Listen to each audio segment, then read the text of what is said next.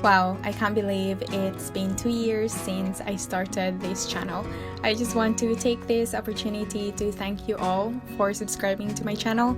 Thanks for 2K. Thank you for being such an encouragement to me. I am incredibly thankful to the Lord for the opportunity to share my life with you guys, to share God's word, and to encourage you in the faith.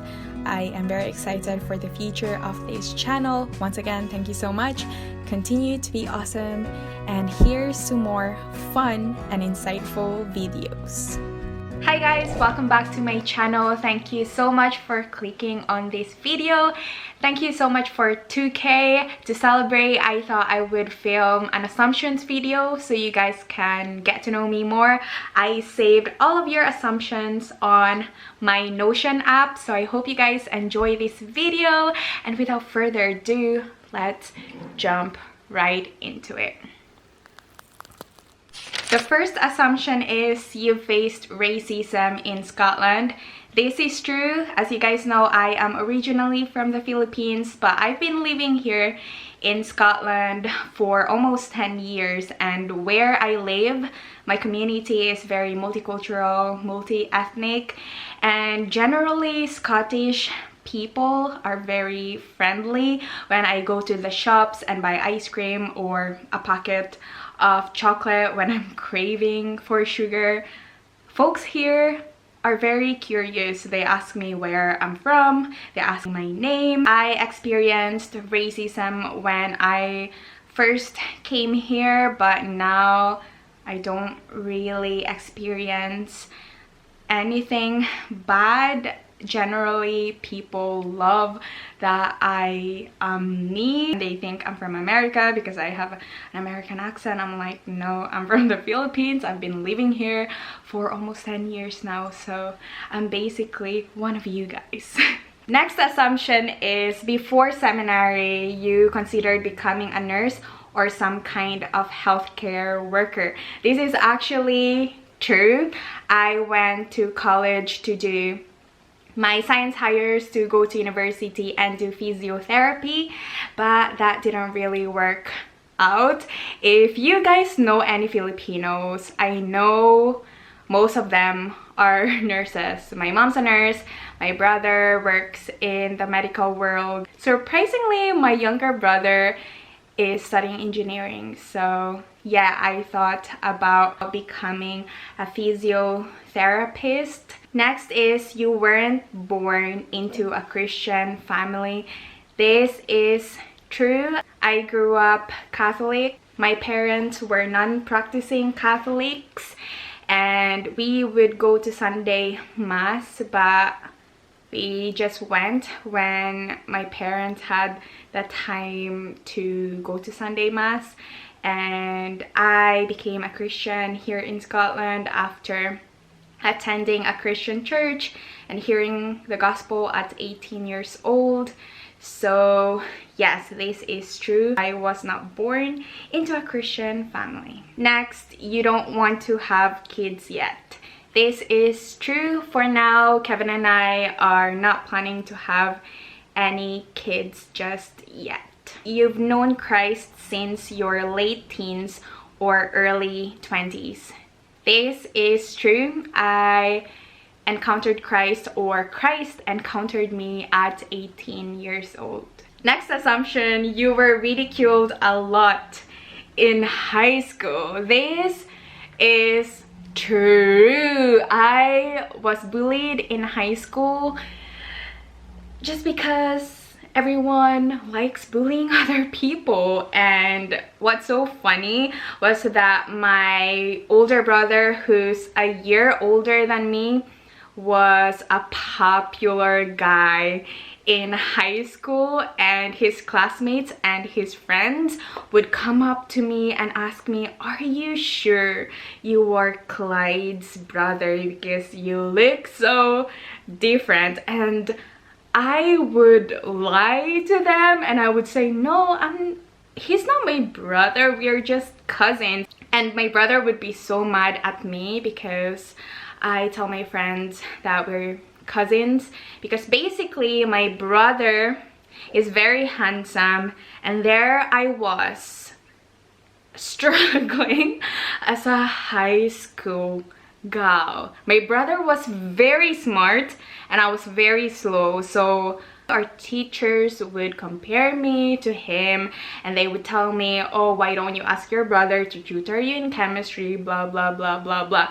So yeah, basically I was bullied in high school just because, you know, people like bullying other people. I was called macho man because I had big arms. I was called, you know, you have a horse hair because my hair was stiff, and they were calling me charcoal because I had dark skin. So yeah, that was my high school experience. Next assumption, you would prefer homeschooling your children. True and false. As of now, I don't mind sending my kids to public school, but if circumstances change, I might change my mind. But do I prefer homeschooling my children? I don't know. I might change my mind when I have kids. Next is, you've never considered living in another country. This is actually false. I thought that after I would finish my theology degree that I would become a missionary and go back to the Philippines and live in a village, live in a jungle, and preach the gospel and serve a community in the Philippines. But that didn't happen. I'm still here in Scotland. We are serving in our community. We are part of a church plant in a scheme. So yeah, and I also considered living in Turkey. I went there twice, but I don't think it's going to happen because our home is here and we are doing God's work and God's mission here in Scotland. And so I can imagine myself and my husband Kevin living here for a long time. Next assumption, you're an only child. This is false. I have two amazing brothers. I have an older brother, Clyde, and I have a younger brother, Charles. Next assumption, you don't see very much of your husband each day because he's working. This is false. Even though my husband is working pretty much every day, I see him most days. We wake up at the same time, we sleep at the same time, we pretty much see each other every day, we hang out every day, we talk every day, and I am so blessed to be able to see him every day. Next assumption, you have traveled Europe a lot and love to travel. No, I haven't traveled Europe a lot. And yes, I love to travel, but I don't actually travel a lot. I actually told Kevin before we go anywhere abroad, I wanted to visit every castle in Scotland and in England and every island in Scotland before we visit, I don't know, Paris or Turkey. So yeah, I love Scotland and I want to visit every castle and every island because I just like castles and peaceful islands. Next assumption, you travel a lot. This is false. I would love to travel a lot, but I don't have a lot of money, so I just stay at home. Next assumption, you're looking forward to serving God and doing His ministries in the near future. This is true.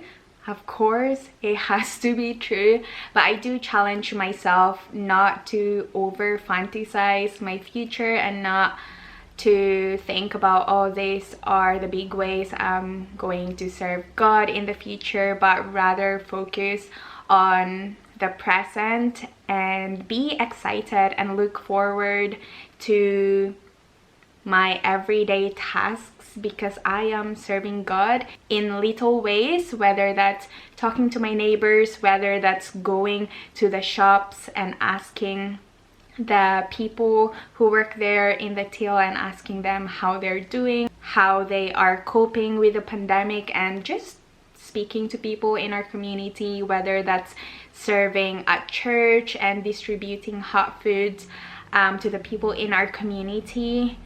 I look forward to serving God in little ways every day, definitely. Next is you own many sweaters.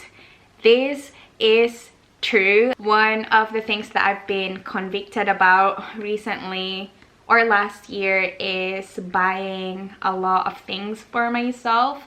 And so I've not shopped for clothes. I've only bought 3 items of clothing since the pandemic. So I've not been shopping for myself for clothes for over a year now. So yes, I own a lot of sweaters and I don't need any more. Quarantine is getting super monotonous. I don't know how to pronounce monotonous. Super monotonous for you. This is true and false. Just because I like structure and there are days that surprise me, and so I just do little things that make me happy every day, and that helps me not to get bored or not to get sad and lonely during quarantine. And so when I feel alone and when I just feel bored, I go for a walk with a friend. And I do study a lot at home, and I love studying, I love learning, and my master's program is transforming me. Literally, it's transforming my mind and it's transforming my heart. It's been convicting me in many ways in my theology and how I view the mission of God and how I ought to be actively engaged in missions. So yeah, sometimes I do find it monotonous, but most days I see the little things in my day that make me happy. So yeah, I just thank God for the little things that bring me joy, even though sometimes quarantine can be monotonous. You enjoy looking up info to improve health and living. This is true. 2 years ago, I focused on fitness and the physical part of healthy living, so I really enjoyed listening to Mike Matthews' Muscle for Life, and I read his book called Thinner, Leaner, Stronger. But now I focus on mental health and habits and productivity. I watch Psychology Today every single day. I listen to Jim Kwik just so I can improve my learning skills, how to read fast, and just learn the things that are good for my brain. So exercise and certain foods to eat and that kind of stuff. And I also like watching a lot of productivity videos online. And so yeah, you love nature or God's creation. Yes, this is true. And last but not least, you have had joyful experiences with other people that you want to have again. This is so true. The very thing that I miss the most is being able to come together in the flesh with my church family. I just love coming together, singing together. I miss enjoying food together. Our minister is such a good cook, and he would serve us and we would just enjoy food together, and I miss that. It's been almost a year since we enjoyed food together as a church family, so I miss that. And I definitely miss being able to hug one another. I want to hug my friends, but I can't. So I miss that, and I am excited to be able to spend time with my family again and my church family again. So yeah, that is everything for this video, guys. Thank you so much for watching. I hope you enjoyed this video, In the next video, I will be filming the next part of our series, and we are going to be tackling growing in holiness. So I hope you are excited for that video. Thanks again so much for watching. If you do like my content, don't forget to like and subscribe, and I hope to see you in my next video. Grace and peace be with you, but for now, much love and God bless. Bye.